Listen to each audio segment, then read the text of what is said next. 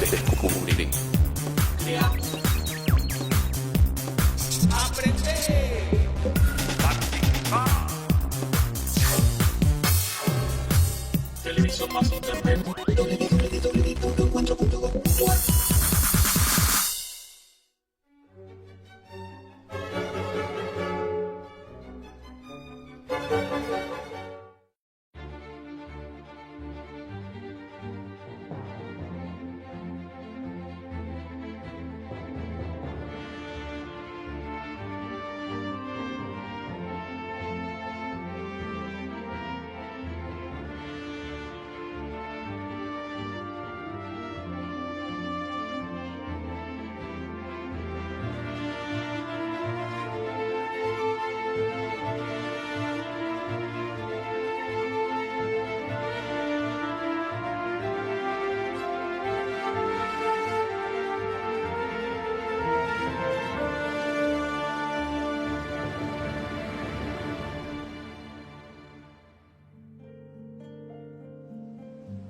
Cuando hablamos de Argentina, solemos dibujar en nuestras cabezas este mapa.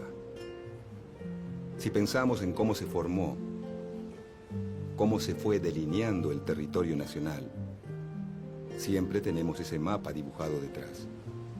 No podemos dejar de referirnos a él. Pensamos que Argentina es ese mapa, pero en realidad lo que ahora es Argentina, uno de los países que se construyeron después de la caída del Imperio Español en América, pudo haber tenido otra forma. Pudo no haberse llamado Argentina.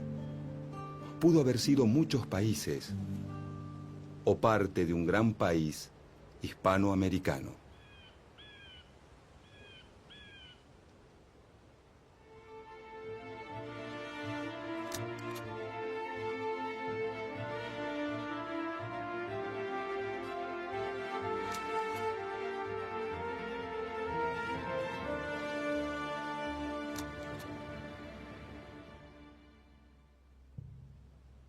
Lo que ahora se llama Argentina era el territorio ubicado más al sur de la América del Sur, que después de la conquista fue organizado por los reyes españoles en el Virreinato del Perú.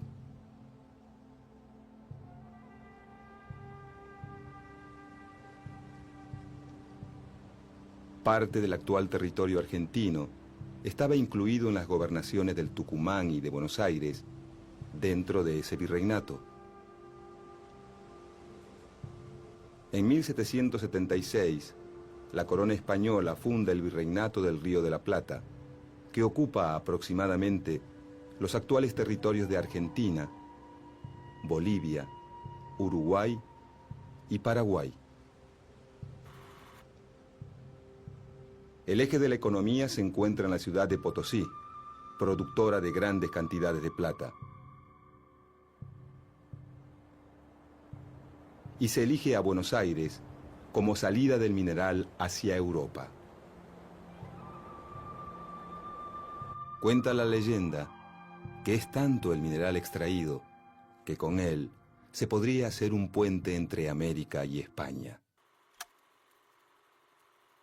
Por su ubicación estratégica, Buenos Aires se convierte en la capital del nuevo virreinato.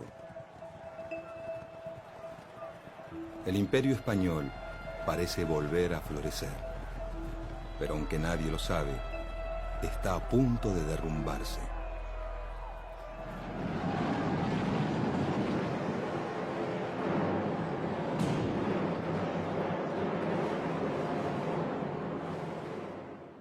En 1808, el rey de España, Fernando VII, es capturado por el emperador francés Napoleón, que impone en el trono a su hermano José Bonaparte.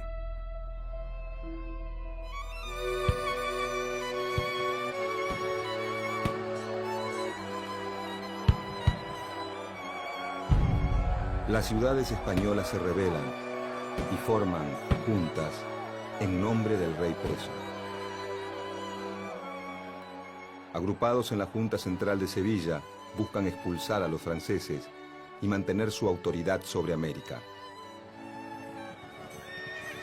En 1810, la Junta Central se derrumba ante los ataques franceses y España queda bajo el dominio de Napoleón Bonaparte.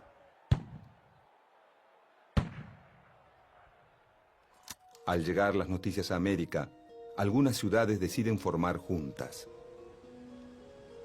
Caracas, Buenos Aires, Bogotá, Santiago de Chile y una región mexicana llamada el Bajío expulsan a las autoridades coloniales. Mientras que México, Lima y Montevideo se mantienen fieles a un consejo de regencia español. En el Río de la Plata, la revolución se expresa en Buenos Aires el 25 de mayo de 1810.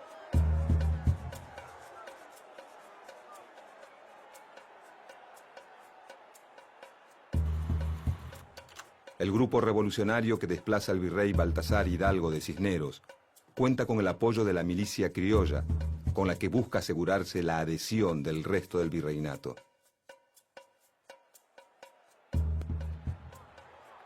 Con la Revolución de Mayo comienza el proceso de independencia de las colonias españolas en el Cono Sur. Paraguay y Montevideo se oponen a la revolución, no así las zonas rurales de la Banda Oriental. Mientras que el ejército de Buenos Aires es derrotado en Paraguay, Montevideo se rinde en 1814. Una expedición enviada por la primera junta obliga a Córdoba a la obediencia y avanza al norte para ocupar el Alto Perú. La expedición comienza con un triunfo, pero finalmente es derrotada. El poder está dividido. Durante años, ni revolucionarios ni realistas pueden pasar más allá de Salta. Para los lugareños, la guerra se convierte en algo cotidiano, en el centro de sus vidas. Entre 1812 y 1815, diferentes grupos patriotas impulsan cambios políticos, aunque no se animan a declarar la independencia.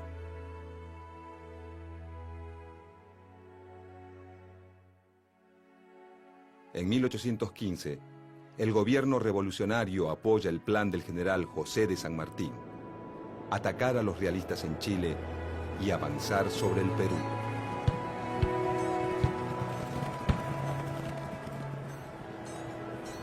Los territorios revolucionarios americanos están convulsionados por luchas y divisiones. En Buenos Aires, los dirigentes, a pesar de sus diferencias, coinciden en dos premisas: ganar la guerra contra los realistas y mantener un sistema de gobierno centralista con sede en esa capital.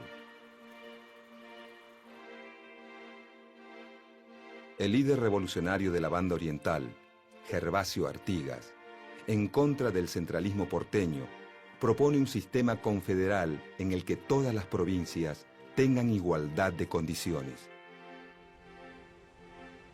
Artigas es respaldado por Entre Ríos, Corrientes, Santa Fe, la zona de las Misiones, la Banda Oriental y, durante un breve periodo, Córdoba. Para 1815, el territorio revolucionario en América está dividido en dos. El virreinato del Río de la Plata se mantiene en poder de los revolucionarios. México, Nueva Granada, Venezuela y Chile caen bajo el poder realista.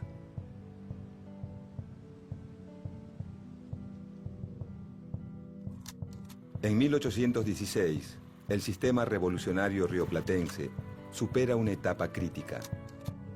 Se reafirman los vínculos entre el interior y Buenos Aires, pero mantienen el enfrentamiento con el litoral.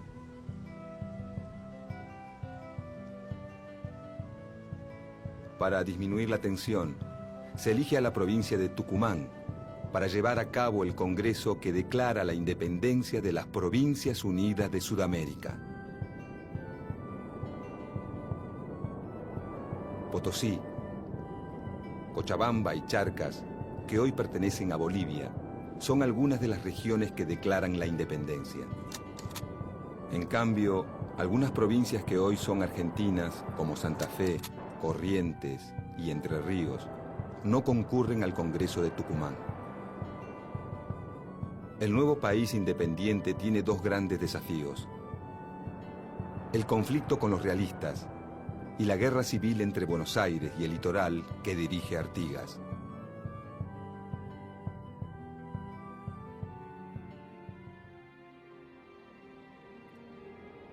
El nuevo director supremo, Juan Martín de Pueyrredón, reafirma el gobierno centralista y apoya al general José de San Martín, que inicia su campaña a través de los Andes. San Martín liberará a Chile y Perú, y así contribuirá a la caída del poderío español en América del Sur.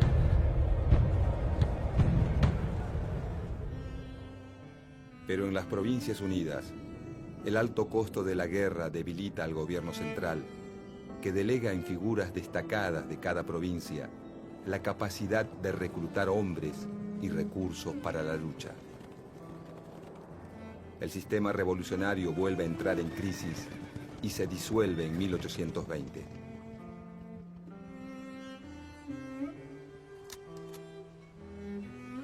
En el Virreinato del Río de la Plata, el actual territorio argentino está dividido en 3 intendencias: Salta del Tucumán, Córdoba del Tucumán y Buenos Aires.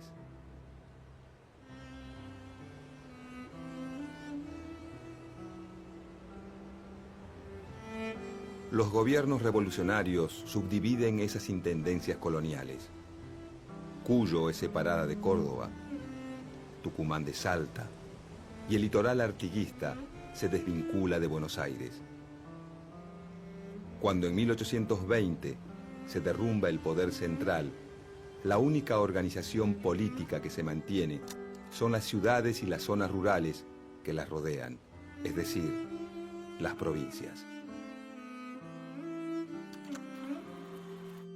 Se intenta crear jurisdicciones más grandes luego del derrumbe del poder central, la llamada República de Entre Ríos y la República de Tucumán, pero pronto fracasan. Quedan entonces 13 provincias y más tarde se agregará Jujuy. Cada una de ellas posee autoridades propias. Muchas sancionan una constitución provincial y en algunas surgen líderes locales que se convierten en caudillos. Salta, Tucumán, Entre Ríos, Santa Fe y la Banda Oriental han sufrido la devastación de la guerra.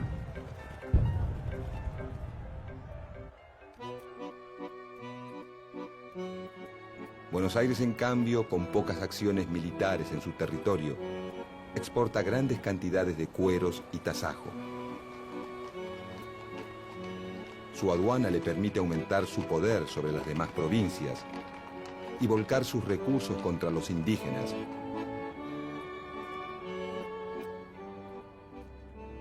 Y en pocos años duplica el territorio hacia el sur.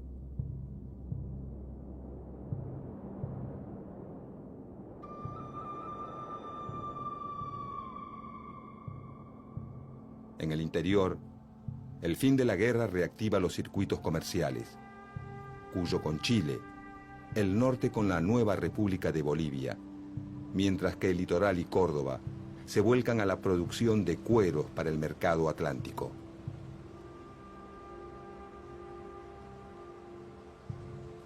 Las nuevas tendencias comerciales, lejos de contribuir a la unidad, fortalecen las divisiones. A mediados de la década de 1820, las provincias se reúnen en un Congreso Constituyente para volver a crear una unión y sancionar una constitución. El intento fracasa al enfrentarse a 2 grandes problemas. Por un lado, la guerra con Brasil, desencadenada cuando la Banda Oriental, apoyada por las Provincias Unidas, se levanta contra la dominación brasileña. Mientras que los rioplatenses obtienen importantes victorias militares, los brasileños bloquean el puerto de Buenos Aires, principal fuente de ingresos de las Provincias Unidas. Con la mediación de Inglaterra, se resuelve el conflicto y nace un nuevo país independiente, la República Oriental del Uruguay, que se separa de las Provincias Unidas.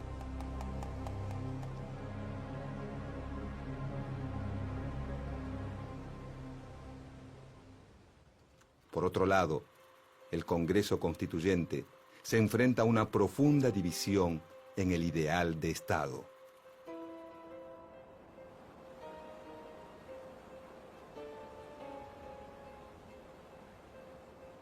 Dos corrientes surgen de este enfrentamiento.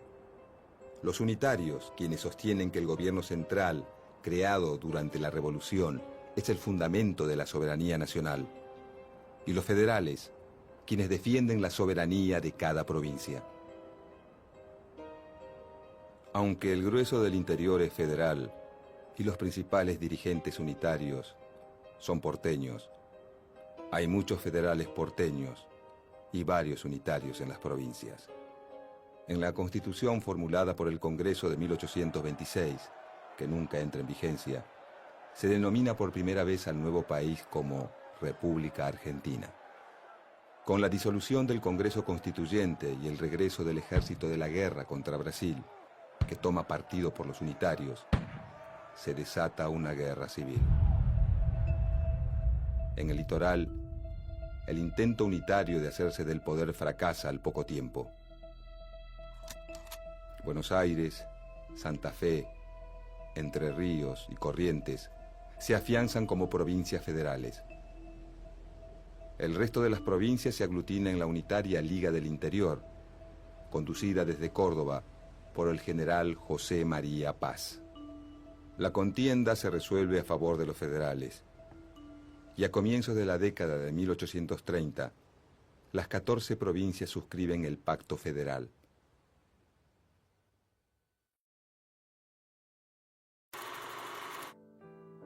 Aunque legalmente las provincias son iguales entre sí, el gobernador de Buenos Aires, Juan Manuel de Rosas, afirmado en el poder desde 1835, logra imponer su orden sobre el resto de la Confederación. Por medio de la diplomacia o de la fuerza, obtiene gobernadores adeptos en todas las provincias, afianzando su poder a través de un único partido federal.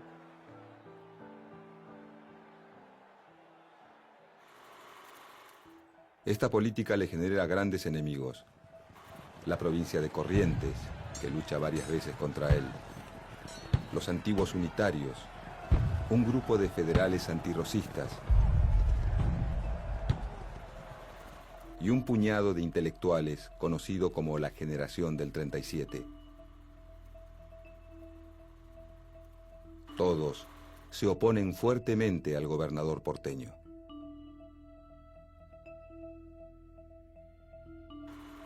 Rosas interviene en las luchas internas de la República Oriental del Uruguay. Apoya a los blancos que se enfrentan a los colorados.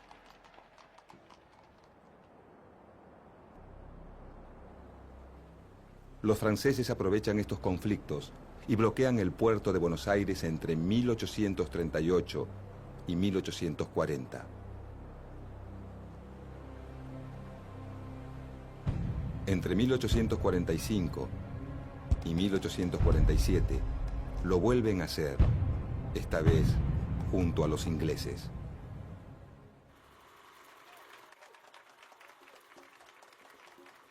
Rosas supera los conflictos y logra el reconocimiento internacional de una zona política autónoma en América del Sur. Es su momento de apogeo, pero uno de sus aliados más importantes, el gobernador de Entre Ríos, Justo José de Urquiza, se levanta en su contra, ya que Rosas impide la libre navegación de los ríos, lo que perjudica a las provincias del litoral, que no pueden competir con las exportaciones porteñas.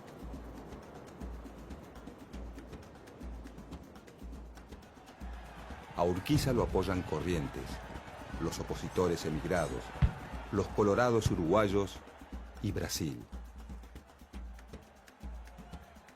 Este conflicto se resuelve con el triunfo de la Alianza Antirrosista en la Batalla de Caseros en 1852. Rosas se exilia en Inglaterra, donde residirá hasta su muerte. Con el fin del rosismo, comienza una nueva etapa en la Confederación. La mayoría de las provincias acepta renunciar a su soberanía en favor de constituir una nación. En Buenos Aires llegan al poder los antiguos antirrosistas, ahora nucleados en el Partido Liberal, que se opone al modelo de país de Justo José de Urquiza, al que ven como a un nuevo Rosas. El conflicto termina con la separación de Buenos Aires de la Confederación Argentina. Urquiza es elegido presidente de la Confederación y la nueva capital pasa a ser Paraná.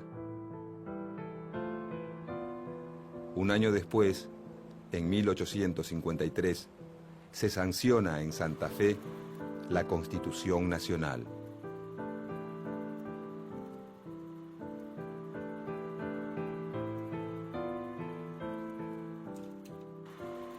Buenos Aires no acuerda con una unión en la que no tenga privilegios, ni tampoco con entregar los beneficios de su rica aduana.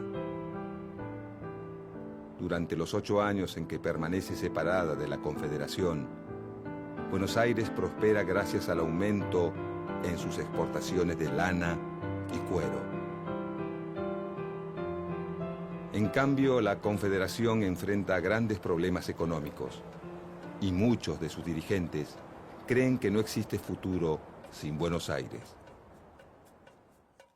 La tensión va creciendo y en 1859 se desata la guerra. Las tropas de Urquiza triunfan en la batalla de Cepeda. Se firma un tratado de paz y se vuelve a incorporar a Buenos Aires a la Confederación Argentina. Pero los enfrentamientos continúan y en 1861 se libra la batalla de Pavón, en la que los porteños salen vencedores.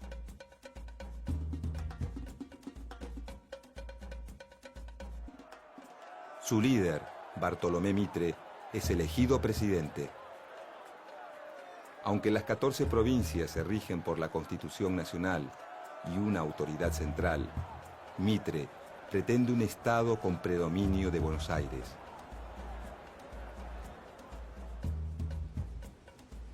En 1865, el gobierno de Mitre firma el Tratado de Triple Alianza con Brasil y la República Oriental del Uruguay contra Paraguay. Juntos desatan una guerra larga, que en Argentina es impopular y resistida. Concluye con la destrucción socioeconómica del Paraguay, que pierde a la mayor parte de su población masculina. Brasil y Argentina se apoderan de una parte del antiguo territorio paraguayo. Durante el conflicto se forma un ejército que, por primera vez, depende fuertemente de las autoridades nacionales y no de las distintas provincias.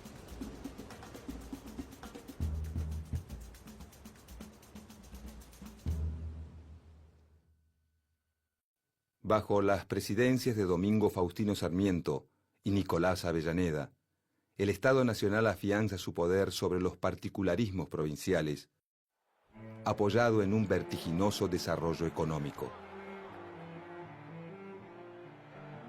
Aparecen el alambrado de los campos, el ferrocarril y los inmigrantes europeos que solucionan la escasez de mano de obra. En 1880, 2 candidatos se enfrentan en la elección presidencial. El general Julio Argentino Roca, quien había conquistado territorios al sur de las fronteras, exterminando a los pueblos originarios, y el gobernador de Buenos Aires, Carlos Tejedor.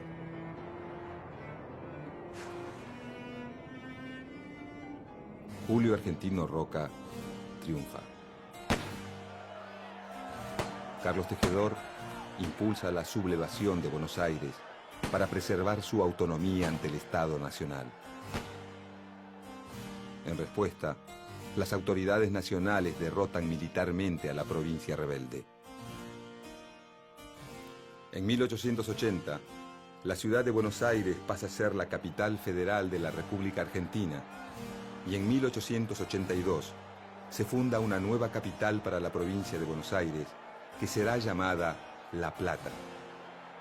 Entregar la capital a la nación le otorga más poder al presidente y debilita a la provincia más poderosa. En 1884, el ejército se apodera sangrientamente de los territorios aborígenes del Chaco.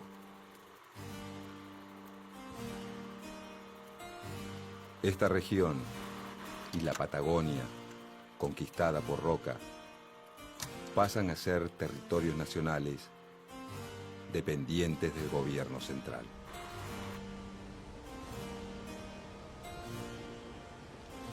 En la década de 1880, con el mapa argentino casi idéntico al que conocemos hoy, la existencia de un poder central consolidado,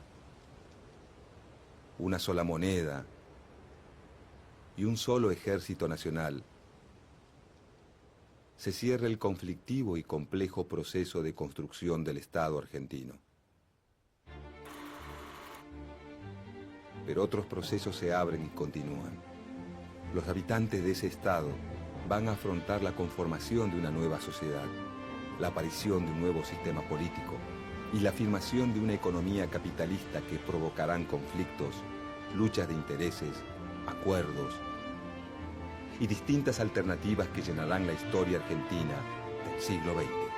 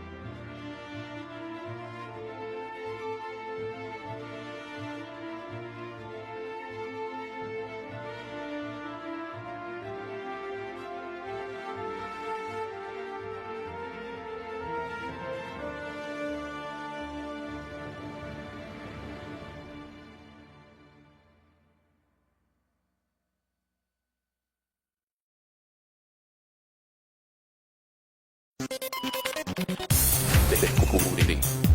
Crear. Aprender. Participar. Televisión más internet.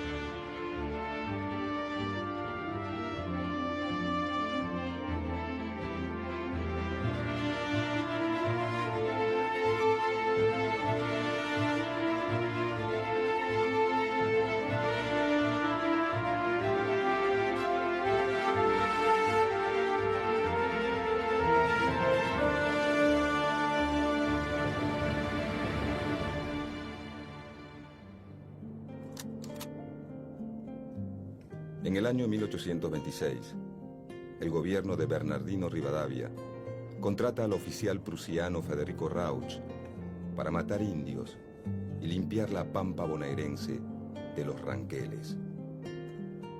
Rauch, convencido de su misión, se adelanta a sus tropas blandiendo la espada. Hoy, 18 de enero de 1826, para ahorrar balas, degollamos a 27 ranqueles. En el combate de las Vizcacheras, un indio joven de pelo largo, al que llaman Arbolito, lo espera en una hondonada. El militar europeo va solo, adelantado y a toda velocidad, cuando su corcel es boleado. Federico Rauch, el hombre responsable de exterminar indios ranqueles a lo largo de 2 años, cae. Arbolito, que busca vengar a tantos, le corta la cabeza.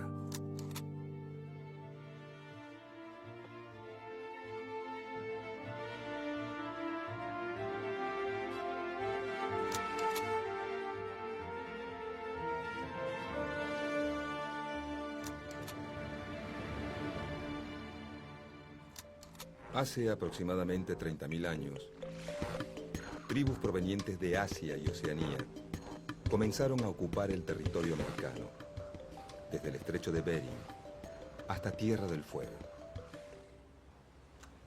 El tiempo y la geografía configuraron diversos pueblos con diferentes culturas y modos de vida.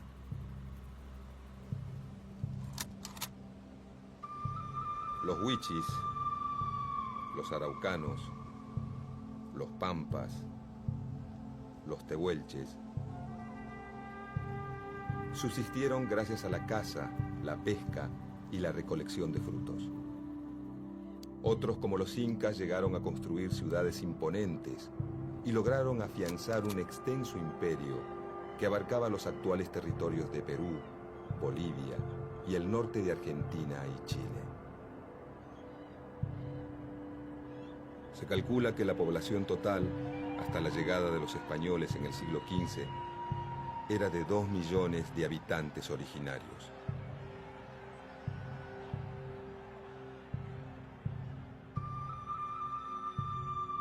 En España funcionaba una rígida sociedad feudal.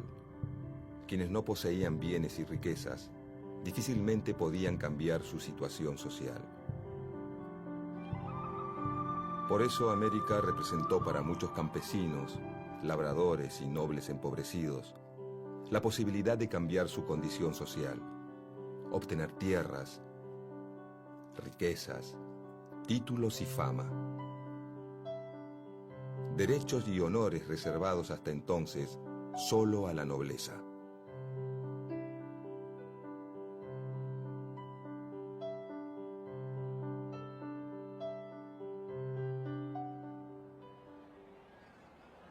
Desde la llegada de don Pedro de Mendoza al Río de la Plata, la política adoptada fue la de las hostilidades con los habitantes originarios, la apropiación de sus tierras y su posterior dominación por medio de la fuerza y la religión.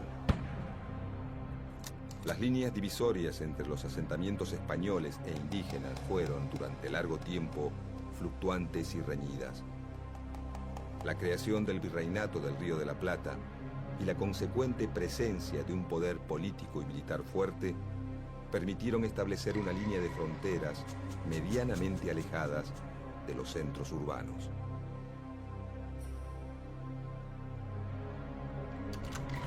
De esta manera, los territorios que quedaron fuera de esta línea pasaron a formar parte del denominado desierto, con la intención de evocar un lugar despoblado aún cuando esos territorios continuaban habitados por las comunidades aborígenes.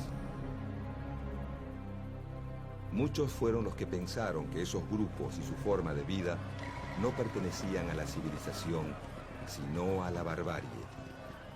El indio era el bárbaro, el salvaje al que había que domesticar o exterminar. La Revolución de Mayo trajo aparejada una política conciliatoria e integradora. En octubre de 1810, el secretario de Guerra y Gobierno, Mariano Moreno, encomendó al coronel Pedro Andrés García una expedición pacífica, diplomática y comercial hacia las Pampas. García elevó un informe a la Junta en el que decía que el indio, a pesar de su barbarie, podía ser reducido y asimilado a la civilización. Además, propuso fortificar una frontera desde el río Colorado, al sur de Mendoza, para establecerse en Salinas Grandes, Guaminí y Sierras de la Ventana. Cuando el coronel Feliciano Chiclana visitó a los ranqueles en Liubucó en 1819, pactó con ellos una alianza contra los españoles. En Buenos Aires, el saladero, industria dedicada a la elaboración de tasajo, carne seca conservada en sal, creció notablemente y dio origen al grupo de los saladeristas rioplatenses, que ejerció enorme influencia en la dirección política del naciente país. Para ello, era necesario, además del ganado, contar con la sal traída de Salinas Grandes o de la costa patagónica, todos territorios pertenecientes a distintas tribus. Así, las estancias cercanas a la ciudad avanzaron sobre territorio indígena y ocuparon los campos donde estos se abastecían de ganado salvaje.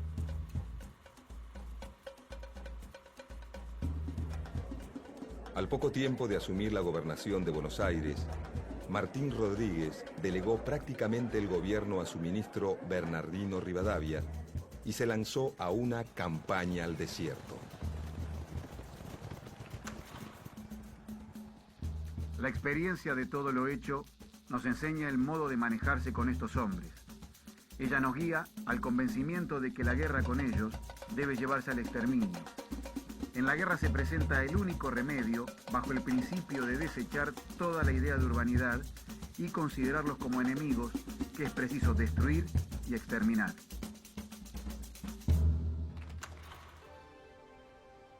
Con el objetivo de avanzar hacia los ríos Colorado y Negro, el gobernador Martín Rodríguez estableció fortines en Areco, Navarro, Monte, Chascomús y Ranchos, y también levantó un poblado en Tandil.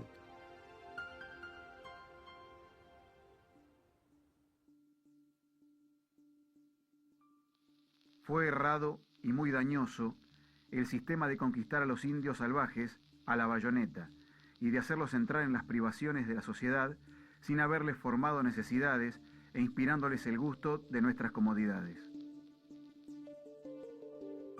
El ascenso de Rivadavia a la presidencia en 1826 significó para los Pampas la pérdida de una enorme cantidad de territorio.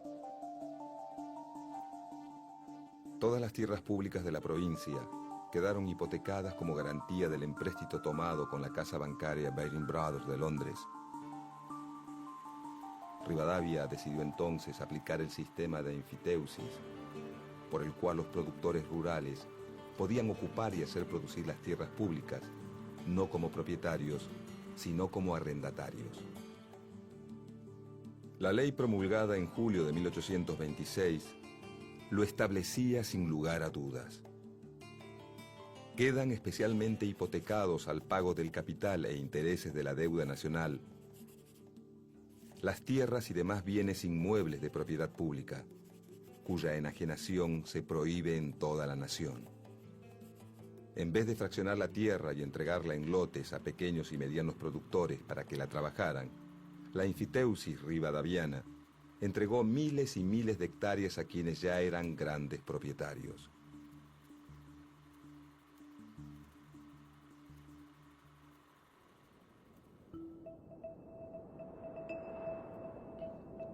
Como la ley no establecía límites, ni exigía la introducción de ganado, ni la población de los campos, permitía el subarriendo y la transmisión de derechos, prestándose para todo tipo de especulaciones con la tierra pública.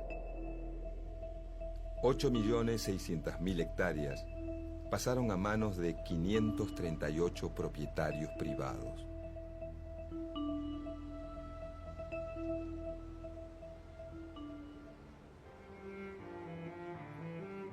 Para controlar las fronteras y garantizar la tranquilidad de estos propietarios, Rivadavia contrató al mercenario prusiano Federico Rauch, que recibió el grado de coronel del Ejército Nacional.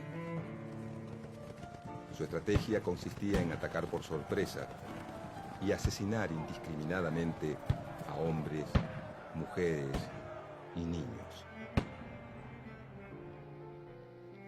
Hoy, 18 de enero de 1826, para ahorrar balas, degollamos a 27 ranqueles.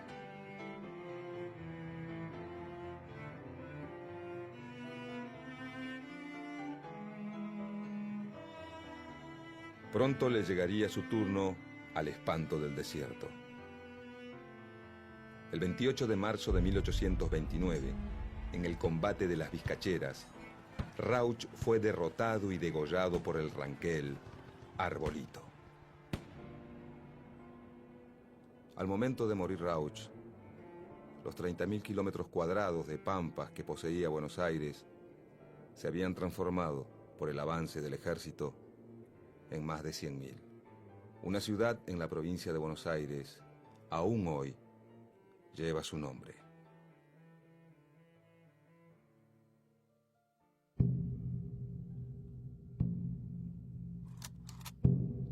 Hacendados, vosotros sabéis que la campaña y la frontera se encuentran hoy enteramente libres de los indios enemigos que, aterrados por los repetidos golpes de muerte que han sufrido en sus mismos hogares y tolderías, se han refugiado al otro lado del río Negro de Patagones y a las faldas de las cordilleras de los Andes. Un esfuerzo más, y quedarán libres para siempre nuestras dilatadas campañas, y habremos establecido la base de todos los cálculos de nuestra riqueza pública, y acabado la empresa que ha burlado por más de 2 siglos el valor y la constancia de nuestros mayores.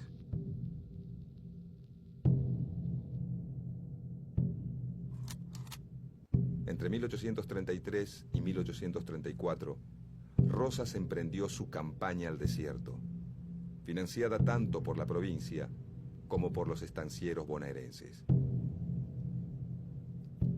La expedición contó con el apoyo de los gobiernos de San Luis, Córdoba, San Juan y Mendoza.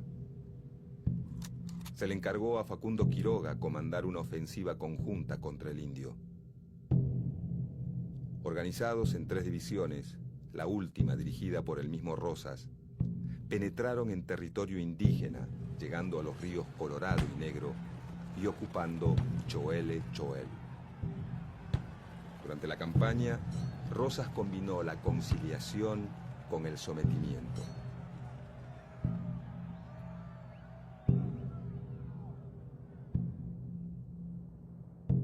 Pactó con los Pampas y se enfrentó con los ranqueles y la confederación liderada por Calfucurá.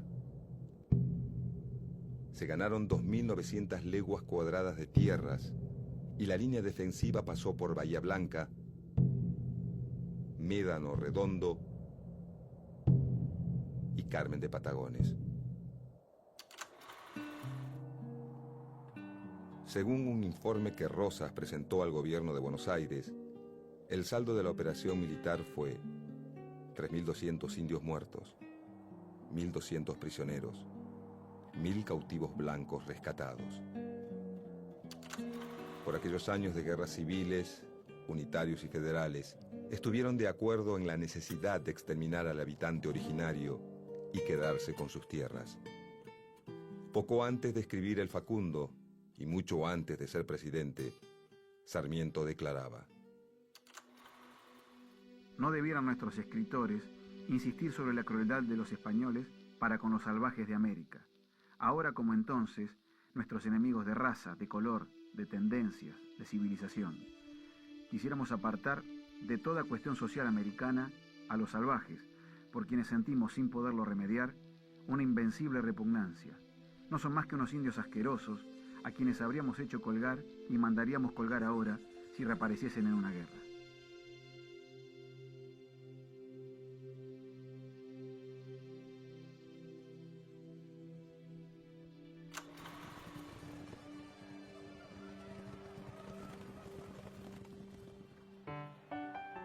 Durante la última mitad del siglo XIX, Argentina se insertó en el mercado internacional como productora y exportadora de productos primarios.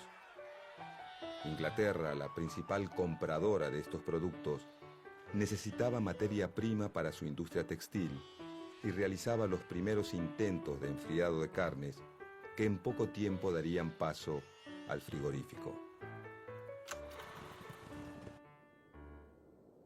Esto despertó gran interés por la Patagonia, considerada una fuente proveedora de lana y carne ovina, productos de exportación, generadores de divisas.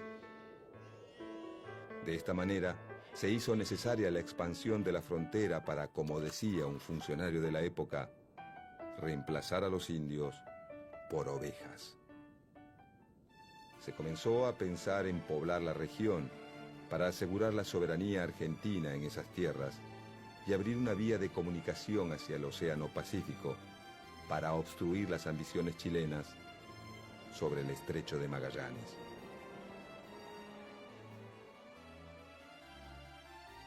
En 1874 asumió la presidencia Nicolás Avellaneda y poco tiempo después promovió la Ley de Inmigración y Colonización.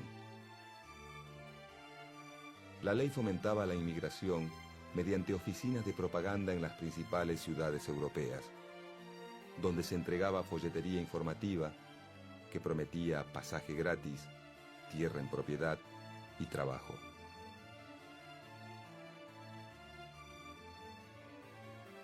Pero al llegar la oleada inmigratoria, la mayoría de las tierras estaban repartidas entre los grandes terratenientes. La nacionalización del territorio resultaba imprescindible. El gobierno le encargó al ministro de Guerra, Adolfo Alsina, un plan para terminar definitivamente con el problema del indio y del desierto y correr nuevamente la línea de frontera. Este emprendimiento intentó alcanzar el Río Negro y lograr la paz con las comunidades indígenas. La falta de planificación y la incapacidad del gobierno de elaborar tratados que respetaran mínimamente los intereses indígenas llevaron a varios caciques a organizar una gran invasión.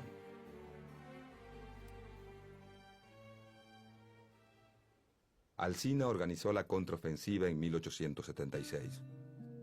Como resultado de la campaña se construyeron pueblos como Carué, Guaminí, Puán, Trenquelauquen, Italó, y una zanja de 374 kilómetros, de unos 3 metros de ancho y 2 de profundidad, entre Carué y Laguna del Monte, conocida como la Zanja de Alsina, que tenía como fin evitar el robo de animales. La política desarrollada por Alsina le había permitido al Estado ganar unos 56.000 kilómetros cuadrados, extender la red telegráfica, la fundación de 5 pueblos y la apertura de caminos.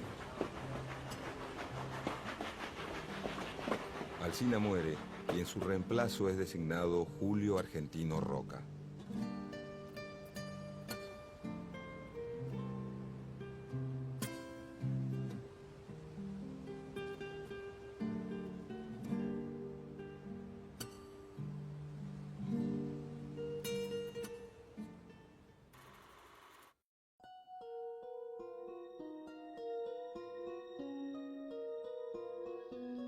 Sellaremos con sangre y fundiremos con el sable, de una vez y para siempre, esta nacionalidad argentina que tiene que formarse como las pirámides de Egipto y el poder de los imperios, a costa de sangre y el sudor de muchas generaciones.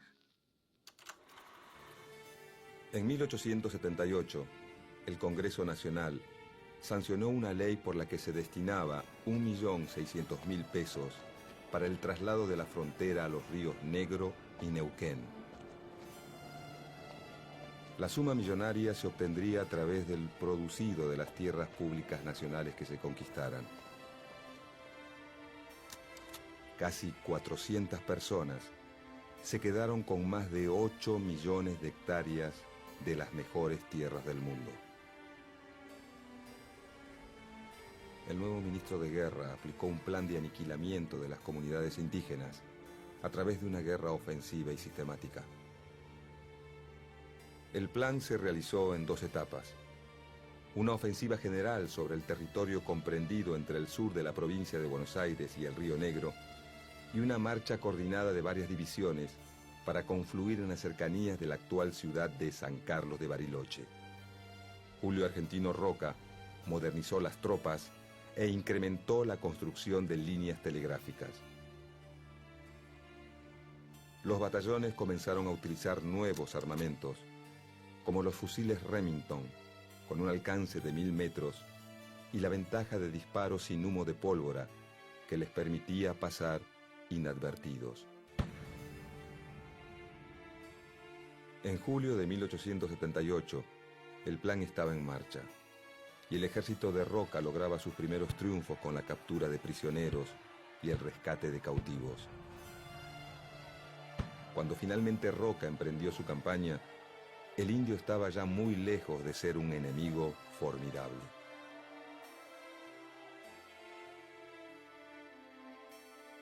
En la superficie de 15.000 leguas que se trata de conquistar, comprendidas entre los límites del Río Negro, los Andes y la actual línea de fronteras, la población indígena que la ocupa puede estimarse en 20.000 almas. Tenemos 6.000 soldados armados con los últimos inventos modernos de la guerra, para oponerlos a 2.000 indios que no tienen otra defensa que la dispersión ni otras armas que la lanza primitiva.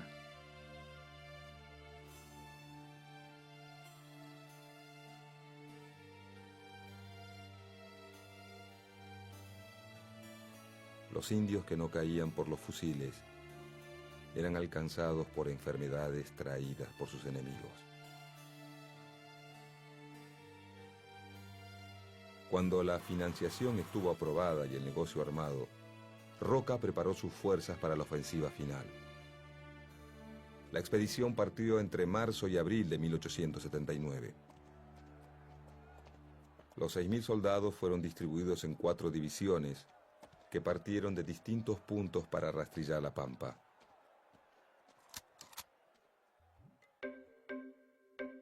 Dos de las columnas estarían bajo las órdenes del propio Roca y del coronel Napoleón Uriburu, que atacarían desde la cordillera para converger en Choel-Choel. Las columnas centrales al mando de los coroneles Nicolás Levalle y Eduardo Racedo entrarían por la pampa central para ocupar la zona de Traorú, Lauquén y Poïtahué. Todo salió según el plan, con el acompañamiento de la Armada que con el buque El Triunfo, a las órdenes de Martín Guerrico, navegó por el Río Negro. Roca demoró la llegada de las tropas a Choel-Choel para arribar a la margen izquierda del Río Negro el 25 de mayo de 1879. Tras la celebración de la victoria aquel Día de la Patria, Roca encaró el último tramo de la campaña. El 11 de junio las tropas llegaron a la confluencia de los ríos Limay y Neuquén.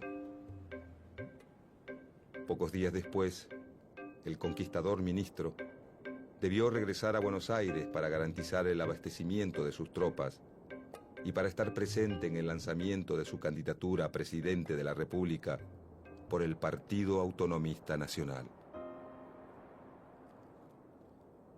El saldo de la campaña fue de miles de indios muertos, 14.000 reducidos a la servidumbre y la ocupación de 15.000 leguas cuadradas que se destinarían, teóricamente, a la agricultura y la ganadería. Las enfermedades contraídas por el contacto con los blancos, la pobreza y el hambre aceleraron la mortandad de los indígenas patagónicos sobrevivientes. Los vencidos debieron caminar encadenados 1.400 kilómetros hacia los puertos de Bahía Blanca y Carmen de Patagones. De allí partieron en una larga y penosa travesía hacia el puerto de Buenos Aires, desde donde fueron trasladados a la isla Martín García. En la isla fueron embarcados nuevamente y depositados en el Hotel de Inmigrantes, donde la clase dirigente de la época se dispuso a repartirse el botín. Cuenta el diario El Nacional del 31 de diciembre de 1878. Los miércoles y los viernes se efectuará la entrega de indios y chinas a las familias de esta ciudad por medio de la Sociedad de Beneficencia. La desesperación y el llanto no cesan. Se les quita a las madres sus hijos para en su presencia regalarlos a pesar de los gritos, los alaridos y las súplicas que hincadas y con los brazos al cielo dirigen las mujeres indias. En aquel marco humano, unos se tapan la cara, otros miran resignadamente al suelo. La madre aprieta contra su seno al hijo de sus entrañas. El padre se cruza por delante para defender a su familia.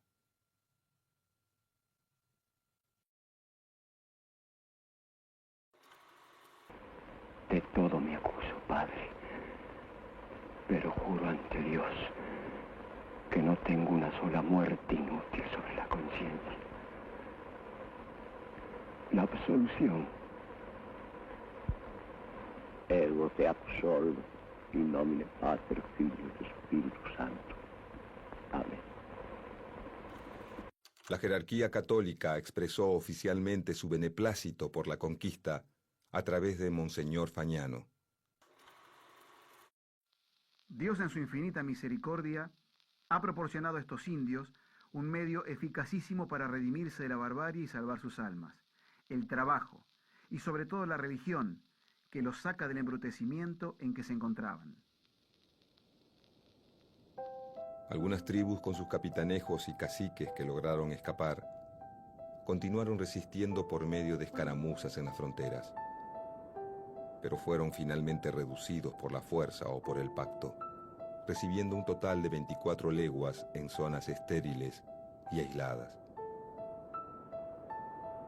La conquista del desierto cumplió con dos objetivos fundamentales para la élite gobernante: afianzar la burguesía y consolidar el poder militar.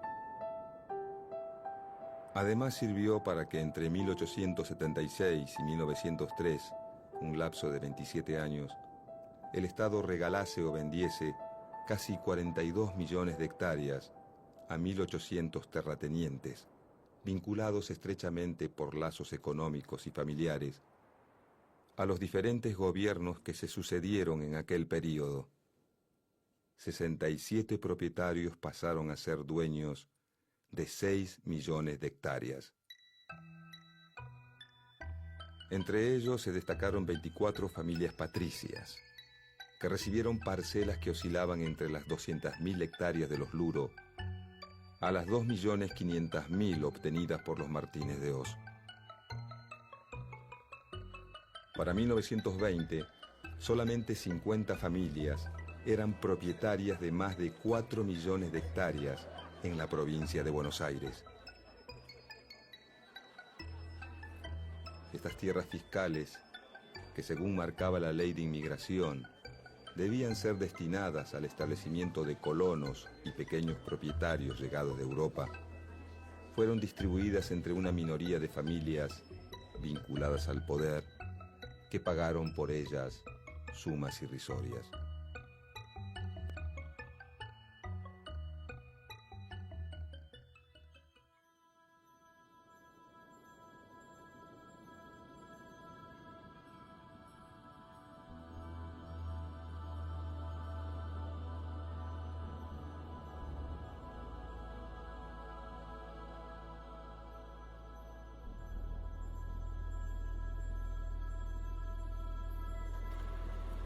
Algunos pequeños propietarios se dedicaron a la explotación ovina y poblaron el desierto con ovejas.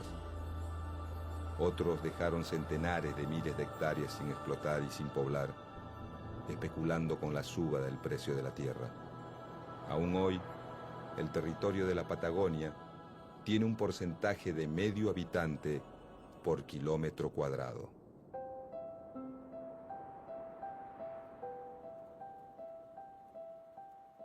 Muchos descendientes de los pueblos originarios de esas tierras aún viven ignorados, imaginados como en aquellos días de la conquista, cuando fueron brutalmente masacrados o condenados a sobrevivir aislados en pequeñas comunidades, luchando porque concluya el tiempo de dominación sistemática ejercida por el hombre blanco.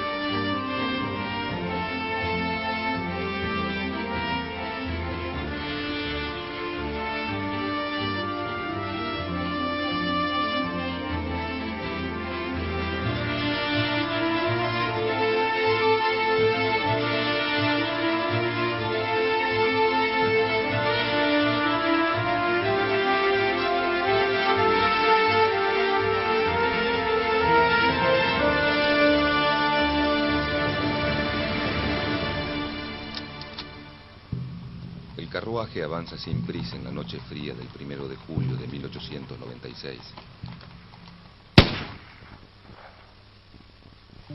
El estruendo de un disparo sobresalta al caballo que apura el paso hasta llegar a destino. El portero del Club del Progreso, decidido, abre la puerta del carro. La visión es estremecedora. El líder de la Unión Cívica Radical, Leandro N. Alem, tiene un tiro en su sien derecha. Su cuerpo es trasladado hasta el salón del club y en una ceremonia improvisada despiden azorados a una de las figuras claves de la política de la época. La voz de la revolución yace sin vida sobre una mesa, con el rostro velado por su poncho de vicuña.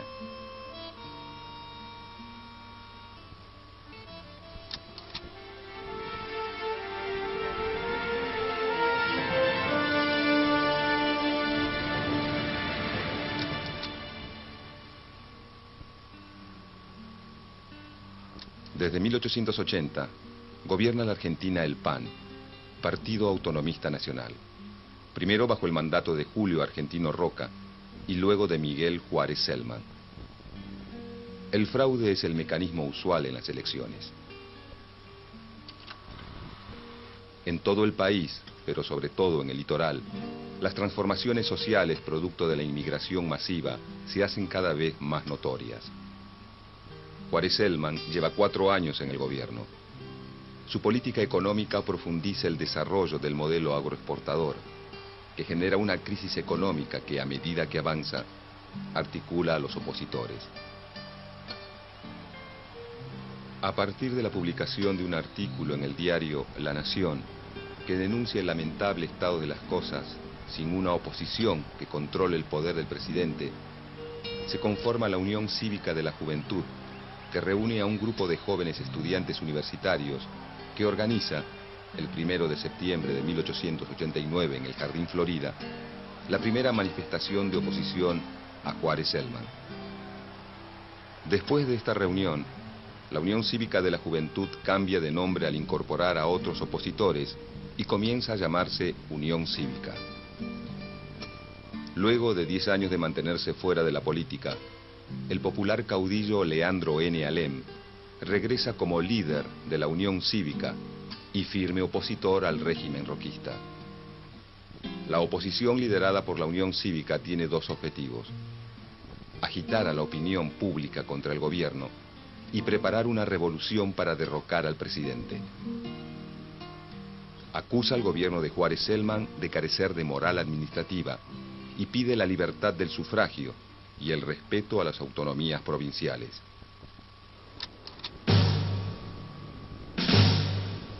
El 26 de julio, en el Parque de Artillería, el general Manuel J. Campos, que está ligado a la Unión Cívica y tiene a su mando a 50 militares del batallón de ingenieros, recibe a Alem en plena madrugada. Leandro N. Alem será el jefe de los civiles, mientras que el general Campos será el jefe militar de la revolución. En pocas horas se suman 400 civiles y más de 1000 uniformados que inician el alzamiento conocido como la Revolución del 90. El presidente Juárez Celman se dirige hacia el cuartel de retiro, donde se concentran los hombres del ejército y la policía leales al gobierno.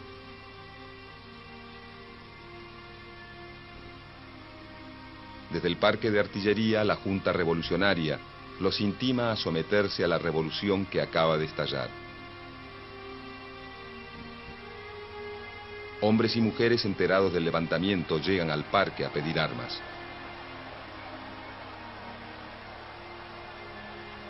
La Junta los forma en 2 batallones y ordena la movilización de la Guardia Nacional. En las azoteas se divisan las boinas blancas, prenda que consiguen los sublevados para identificarse. En el cuartel de retiro, el presidente, los ministros, el vicepresidente Carlos Pellegrini y el general Julio Argentino Roca, a cargo de la defensa de la Casa de Gobierno, decretan el estado de sitio, la movilización de la Guardia Nacional y deciden el alejamiento del presidente al interior del país.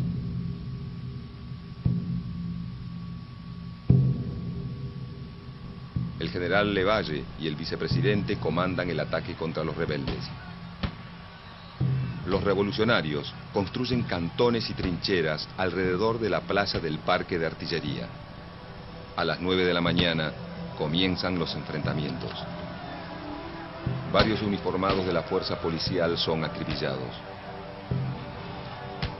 Desde el Talcahuano, los revolucionarios apostados en los cantones atacan al regimiento 11 de caballería. La bocacalle queda cubierta de muertos y heridos y más de 50 caballos destrozados. El general Levalle, que avanza por Cerrito, es emboscado desde los techos de la Intendencia Municipal y se da en retirada. Las fuerzas leales al gobierno se recomponen y a las 3 de la tarde logran quedar a una manzana del parque. Al atardecer la batalla cesa. Recogen más de 150 muertos.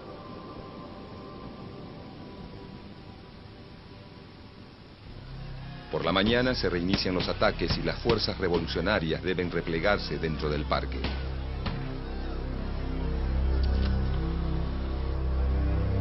Los rebeldes piden parlamentar. Aristóbulo del Valle se reúne con el vicepresidente Carlos Pellegrini y le solicita un armisticio de 24 horas para enterrar a los muertos y atender a los heridos.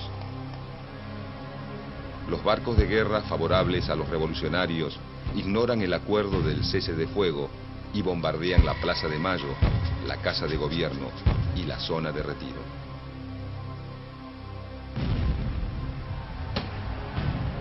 A las 5 de la tarde se reanudan los combates en la zona del parque. Las fuerzas revolucionarias comienzan a debilitarse. Leandro N. Alem y Aristóbulo del Valle, ante la falta de municiones, pactan con las autoridades los términos de la rendición. La revolución ha concluido.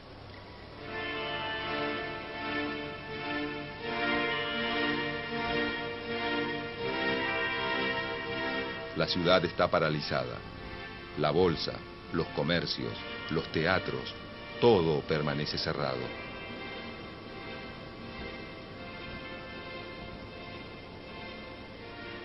Juárez Celman, sin el apoyo de su propio partido, presenta la renuncia el 6 de agosto de 1890. Lo sucede el vicepresidente, Carlos Pellegrini. Julio Argentino Roca, apodado El Zorro, es nombrado ministro del Interior. Desde su nuevo cargo, comienza a reconstruir su liderazgo en el Partido Autonomista Nacional.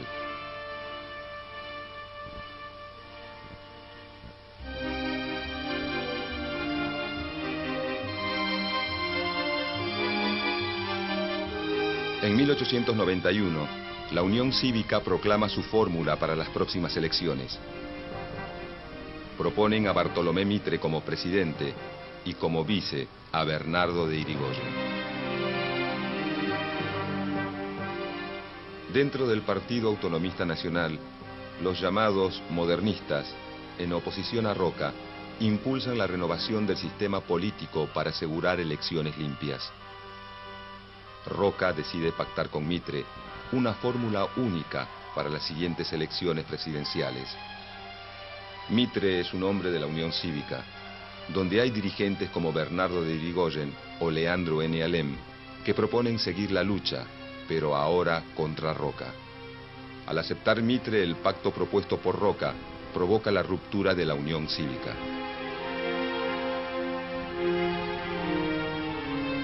Sus seguidores forman la Unión Cívica Nacional, mientras que Leandro N. Alem y Bernardo de Irigoyen crean la Unión Cívica Radical.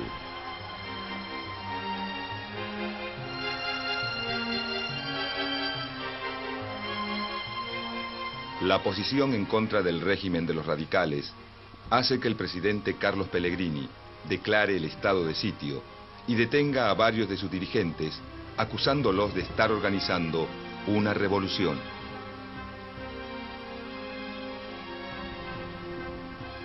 La Unión Cívica Radical manifiesta la abstención en los comicios presidenciales.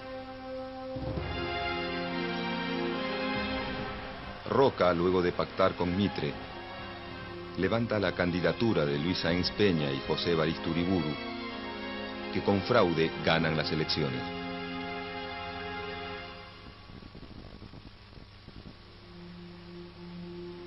En 1893, cercado por los conflictos políticos, el presidente Luis Sáenz Peña convoca al antiguo cívico Aristóbulo del Valle para que sea ministro.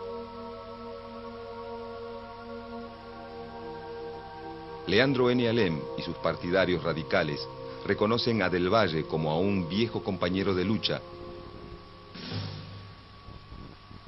y, seguros de no ser reprimidos, inician levantamientos en Santa Fe, San Luis y Buenos Aires para derrocar al régimen conservador.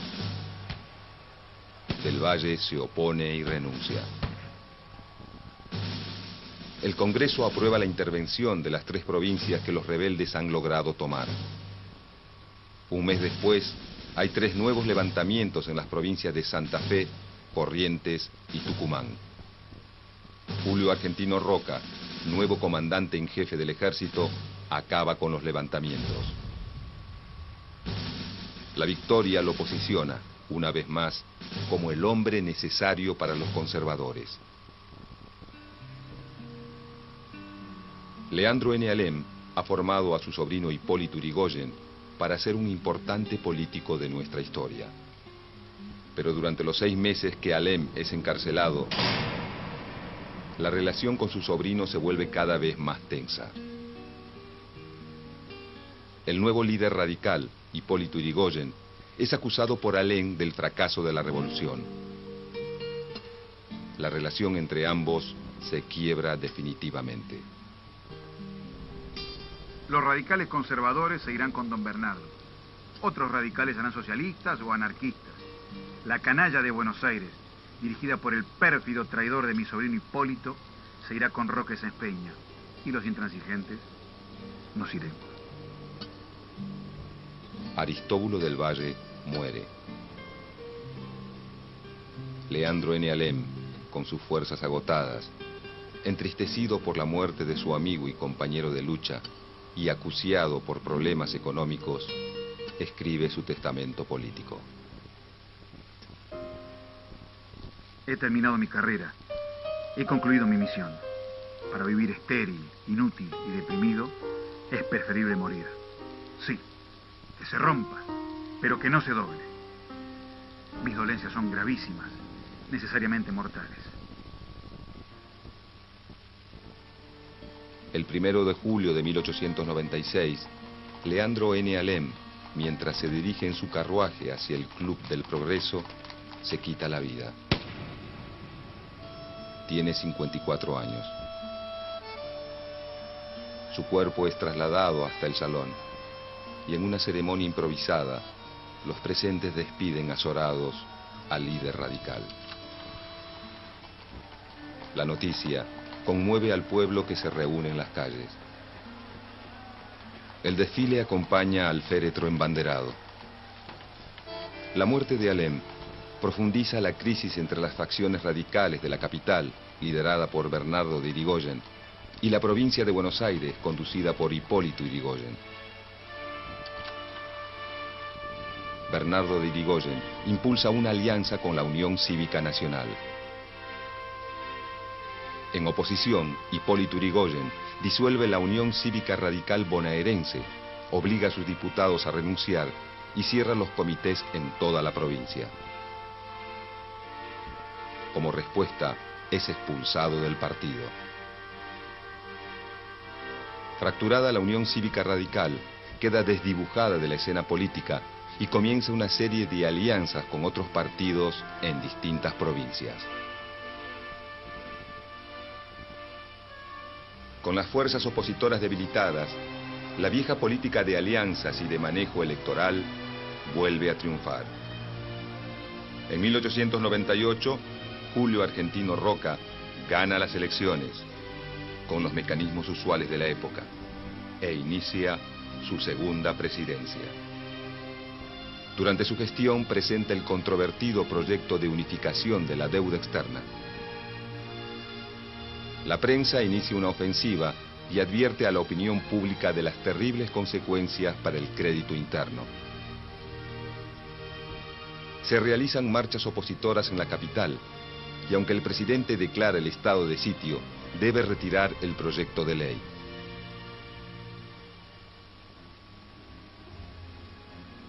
Ante el avance de los ideales anarquistas entre los trabajadores y el aumento de la conflictividad social ante las malas condiciones de vida y de trabajo, se plantean dos respuestas. En 1902 se sanciona la ley de residencia, que permite la expulsión del país de aquellos extranjeros que son considerados agentes de perturbación social, los anarquistas. Y también se lleva adelante una investigación de las condiciones de trabajo en Argentina, que sirve como base para un proyecto de Código del Trabajo, pero no llega a ser aprobado por el Congreso. Se acercan las elecciones y las prácticas fraudulentas continúan.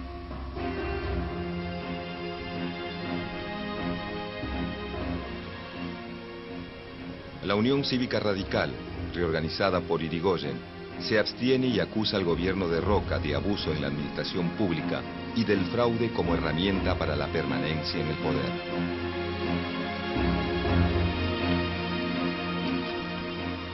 En 1904, la fórmula conservadora de Manuel Quintana y José Figueroa Alcorta gana las elecciones.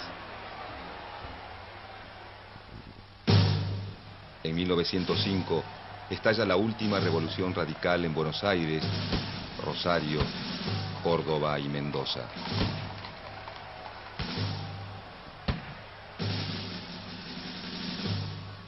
Los levantamientos cívico-militares son derrotados, pero muestran al radicalismo vivo y dotado de una renovada popularidad.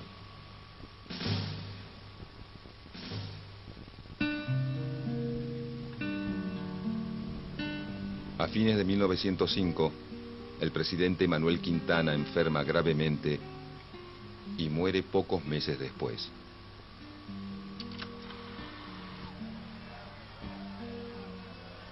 Lo sucede el vicepresidente Figueroa Alcorta. Durante su mandato, la desigualdad social y las malas condiciones laborales se vuelven cada vez más evidentes.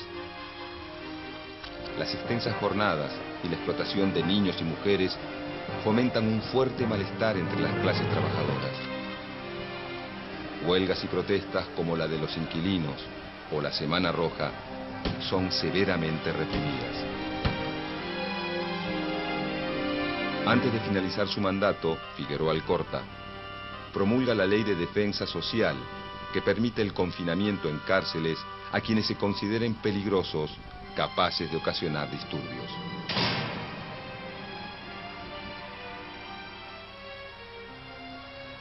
El presidente se despide con los festejos del centenario de la Revolución de Mayo, con la pretensión de demostrarle al mundo la prosperidad de la nación argentina.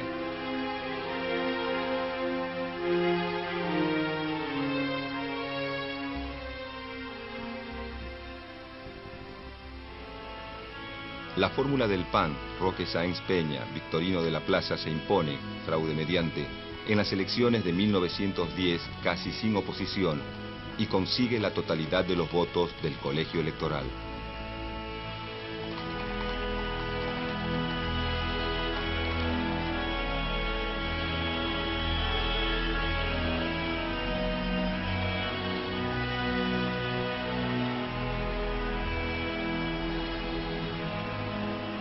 El presidente electo, líder de los conservadores modernistas, que han logrado desplazar a Roca en el manejo del partido, se reúne con Hipólito Yrigoyen, jefe de la Unión Cívica Radical. Yrigoyen promete abandonar la vía revolucionaria y Roque Sáenz Peña promulgar la ley electoral que será fundamental para la historia de la República Argentina.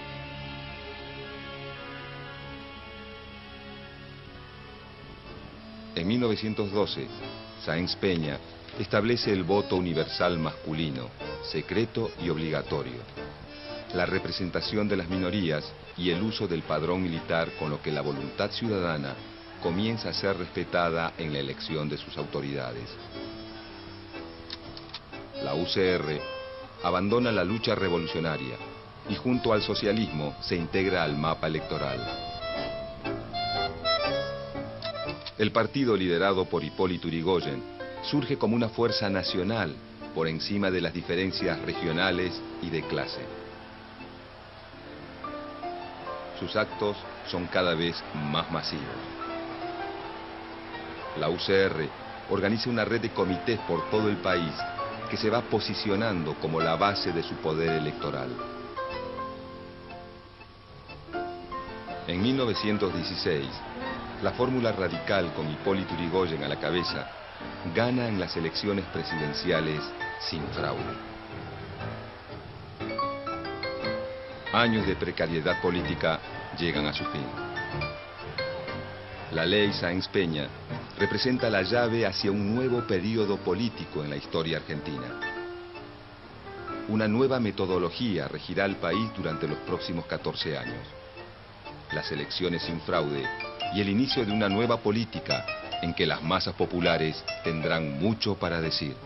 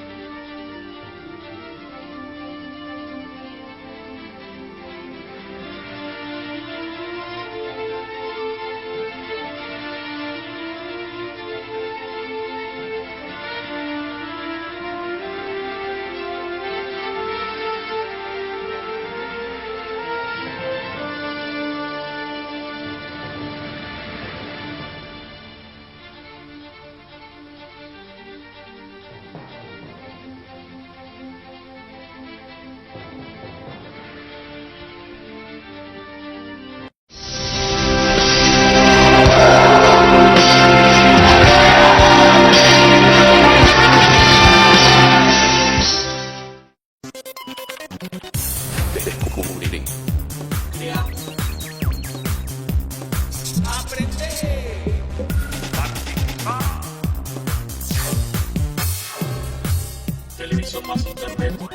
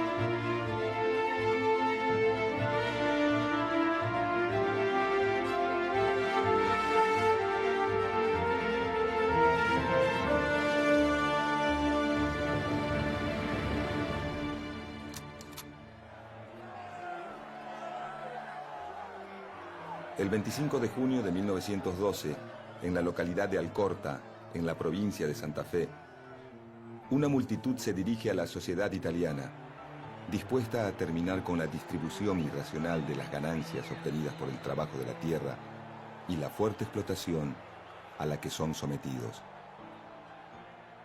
El joven abogado Francisco Netri, junto a chacareros, comerciantes, agricultores y trabajadores del campo, ha promovido la protesta y conduce la asamblea en la que participan más de 2.000 manifestantes.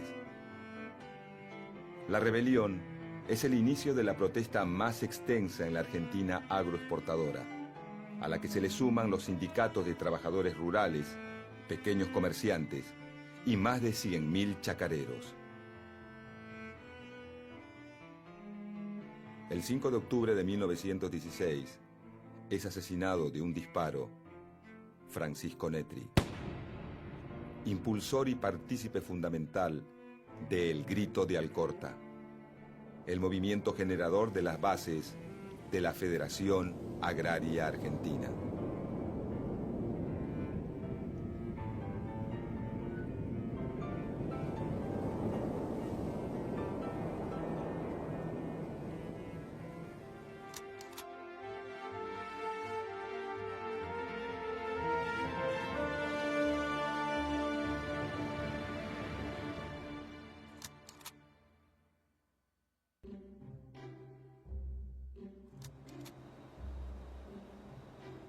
El proceso de industrialización que atraviesa Europa a fines del siglo XIX genera oferta de productos manufacturados, demanda de materias primas y excedente de capitales en busca de mejores márgenes de ganancia.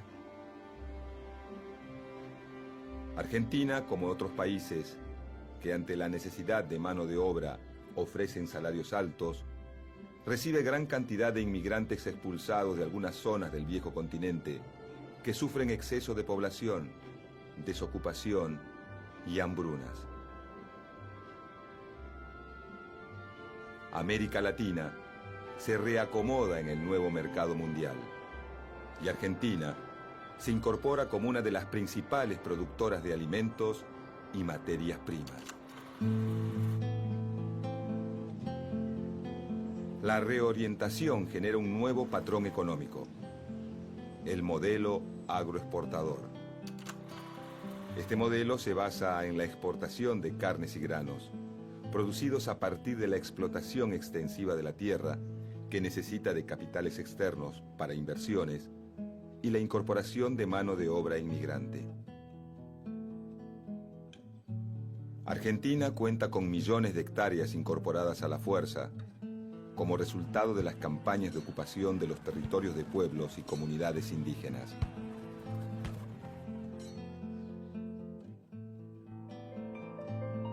La expansión de la frontera agrícola, el desarrollo del sistema ferroviario, el alambrado de los campos y la llegada masiva de inmigrantes para solucionar la escasez de mano de obra permiten la puesta en producción de millones de hectáreas. En 16 años se pasa de 200.000 hectáreas dedicadas al trigo a 1.600.000.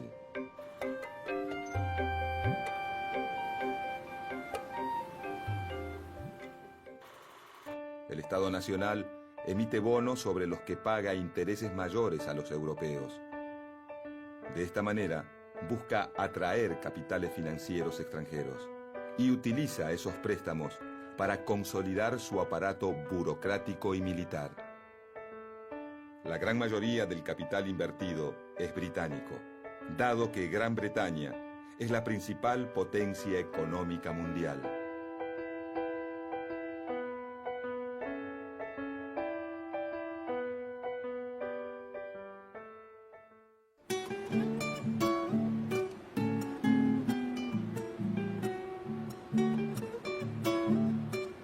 Los capitales ingleses invierten en la construcción de puertos y líneas férreas para favorecer la exportación de productos agropecuarios y la introducción de manufacturas.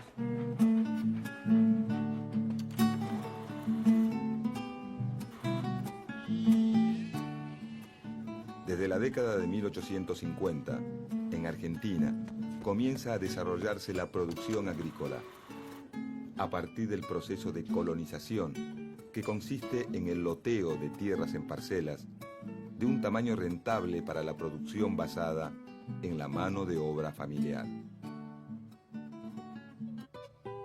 Los gobiernos de Santa Fe y Entre Ríos y los empresarios colonizadores privados garantizan el asentamiento de extranjeros y ofrecen facilidades de crédito para pagar la tierra y capital a través de instrumentos e insumos de labranza como arados y azadas. Con la llegada de inmigrantes, se desarrolla la producción agrícola en la zona norte de la región pampeana, en el centro y sur de Santa Fe y en el sudeste de Córdoba.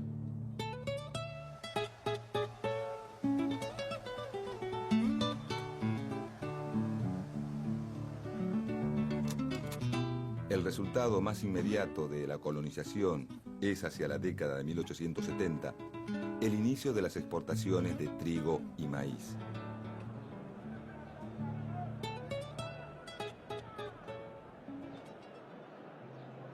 Para 1890, el crecimiento económico y la capacidad de consumo entran en crisis, provocando el cierre de muchos bancos, la consecuente pérdida de los depósitos y la bancarrota del Estado Nacional. La crisis del 90 tiene un duro impacto sobre los colonos que pagan las hipotecas de sus parcelas. Los dos grupos más numerosos y vulnerables son, por un lado, los pequeños arrendatarios que explotan la tierra en base a la mano de obra familiar, y por otro lado, los llamados braceros, que son peones y jornaleros empleados como mano de obra en la cosecha ante la demanda de brazos.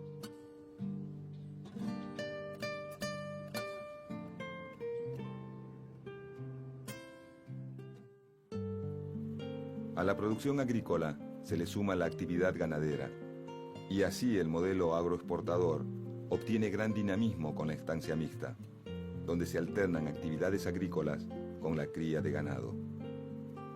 Este sistema, sumado a las fuertes inversiones, principalmente de origen europeo, colocan a Argentina en condiciones de satisfacer la demanda de países como Gran Bretaña, Alemania, Bélgica, Francia y Suiza. El sistema productivo genera una estructura en la que el sector agrario es tan fuerte que se convierte en la clave del modelo económico.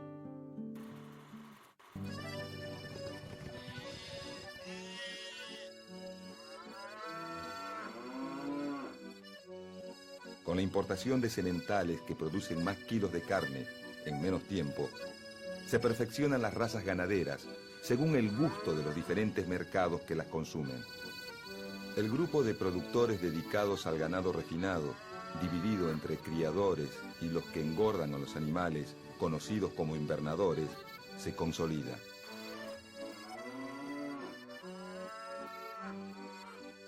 Los invernadores, por su posición de intermediarios, son quienes fijan el precio en el mercado de la carne. Hasta fines del siglo XIX, el ganado se exporta en pie, es decir, vivo. Pero a principios del siglo XX comienza la exportación de carne congelada y luego enfriada. La aparición del frigorífico es decisiva en el crecimiento de las exportaciones de carne, que también quedan en poder extranjero. Primero en manos británicas, Las Palmas y Smithfield, y más tarde en norteamericanas, Swift y Armour. Aunque también algunos frigoríficos como Sancinena y La Negra son de capital nacional.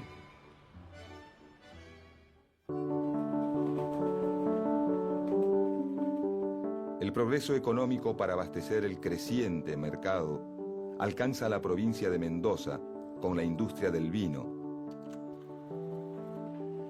y a Tucumán, Jujuy, Salta y Santiago del Estero con la caña de azúcar.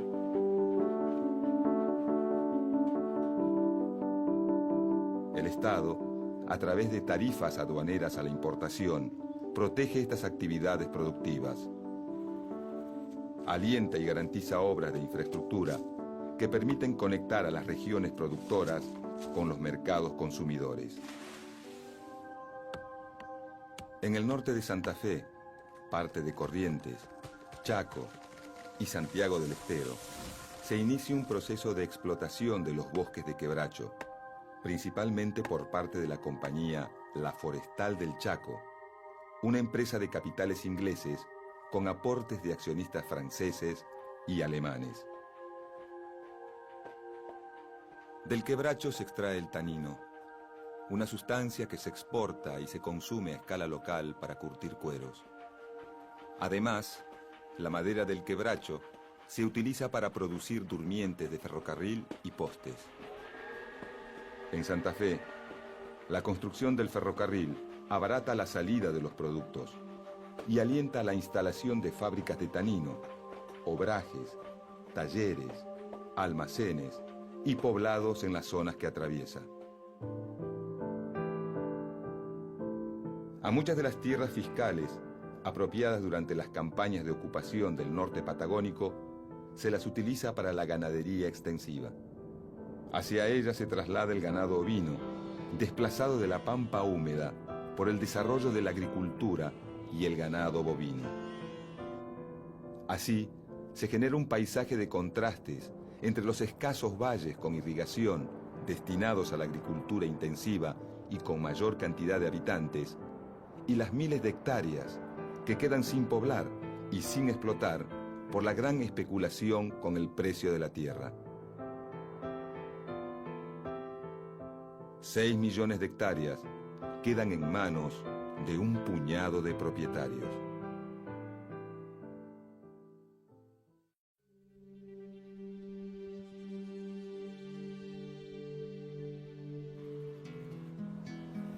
En 1907, el presidente Figueroa Alcorta decreta que el yacimiento de un pozo petrolero descubierto en Chubut es de propiedad estatal. A partir de entonces empieza a formarse un nuevo polo de desarrollo en esa provincia.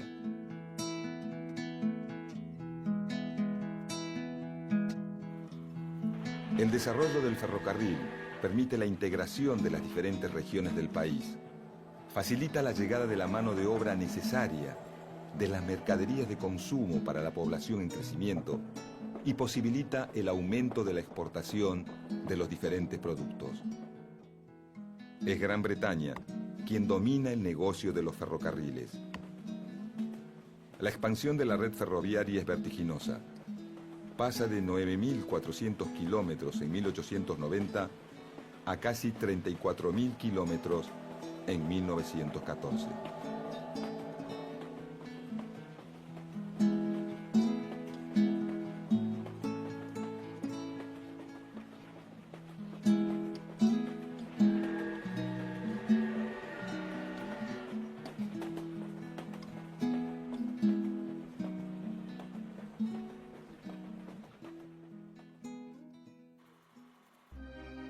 En la región pampeana, corazón del modelo agroexportador, comienzan los conflictos por la explotación impuesta a los trabajadores.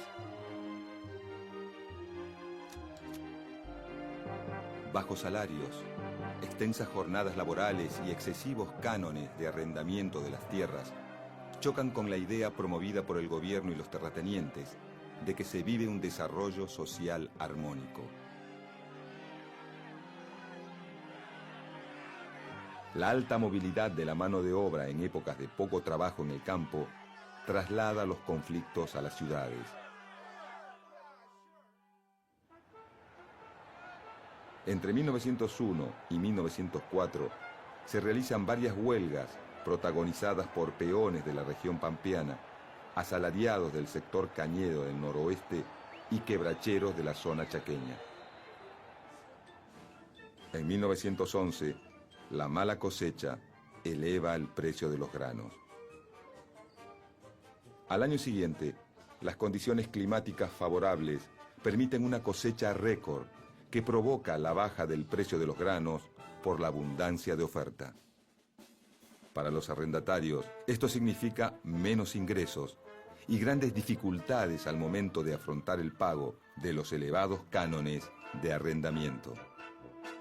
La situación se vuelve acuciante para los pequeños productores, que a las deudas originadas por la mala cosecha del año anterior se les suma la caída de los precios del grano. Muchos comienzan a juntarse en almacenes, parroquias y viviendas precarias para buscar soluciones. En la provincia de Santa Fe, en la localidad de Firmat, se organiza la Sociedad Cosmopolita de Agricultores. En Vigán, la de Campesinos Unidos. Las demandas deben ser escuchadas. El 25 de junio de 1912, varios pueblos rurales del sur santafesino amanecen con sus faenas campestres paralizadas. Francisco Netri, un joven abogado llegado de Italia en 1897, está al frente de la asamblea. Le debe a su hermano Pascual, párroco del pueblo de Alcorta, el haberlo acercado al movimiento agrario. Netri promueve la protesta junto a chacareros, comerciantes, agricultores y trabajadores del campo, y su lugar de privilegio lo lleva a conducir la votación en la que participan más de 2.000 manifestantes. La decisión a la que llegan es contundente. Huelga por tiempo indeterminado hasta tanto no se obtenga la rebaja general de los arrendamientos y aparcerías. El momento que eligen los huelguistas para presionar a los arrendatarios es clave. Acaba de levantarse la cosecha de maíz y se debe roturar y preparar la tierra para la próxima campaña. El grito de Alcorta es apoyado por braceros, agricultores, chacareros y pequeños y medianos comerciantes locales ligados al agro. La huelga, que se extiende por 4 meses, alcanza a otras colonias y pueblos de Santa Fe, Buenos Aires, Córdoba y Entre Ríos. Se forma una comisión oficial que media entre los arrendatarios y las organizaciones corporativas de los terratenientes y grandes acopiadores, como la Sociedad Rural de Santa Fe y la Bolsa de Comercio de Rosario. En agosto, las comisiones locales confluyen en una reunión en Rosario, que deriva en la formación de la Federación Agraria Argentina. Netri se incorpora como asesor letrado de la comisión directiva.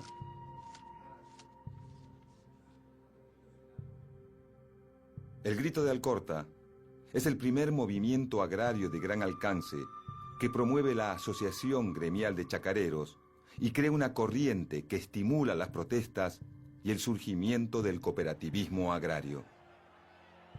Pero las coincidencias entre obreros y arrendatarios pronto llegan a su fin.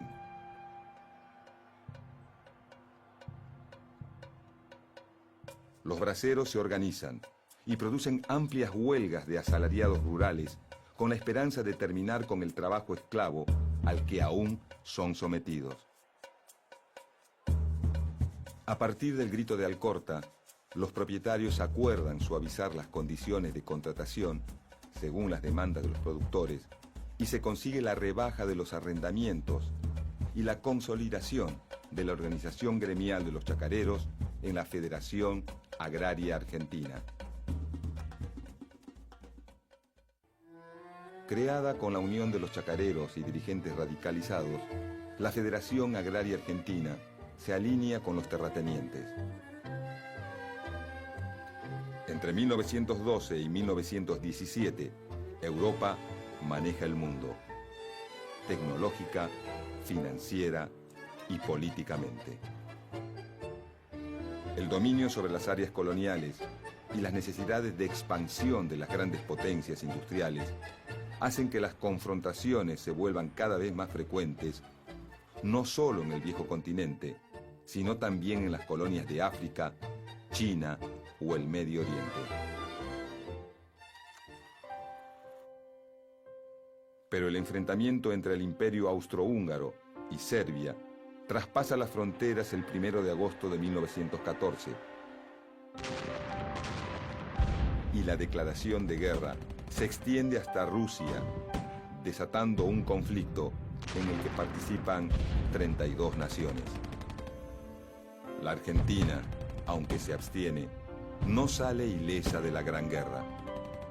Las importaciones disminuyen, muchas industrias se achican o desaparecen y aumenta la desocupación y el trabajo precario.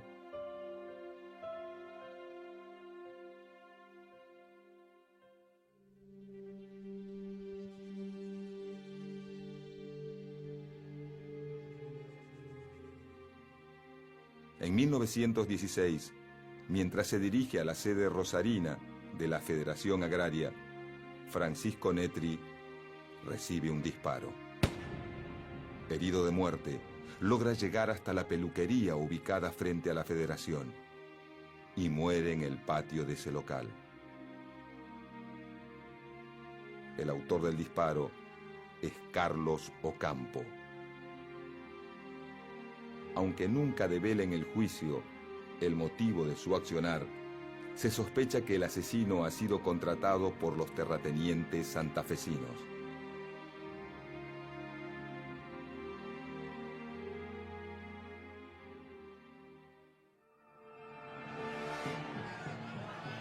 Para 1917, el estallido de la Revolución Rusa impulsa la radicalización de algunas fracciones locales de anarquistas, socialistas y comunistas. Pero la postura de los chacareros de no alinearse tras ningún ideal político les permite una mejor negociación frente a los gobiernos radicales, tanto en Santa Fe desde 1912 como a nivel nacional desde 1916 con las presidencias de Hipólito Yrigoyen. Esta posición negociadora lleva a la sanción de la primera ley de arrendamientos agrícolas en 1921.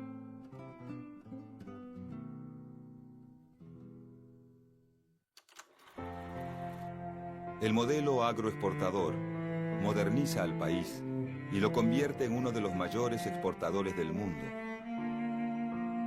Pero al mismo tiempo, expone a la clase trabajadora a constantes y múltiples situaciones de explotación e injusticia.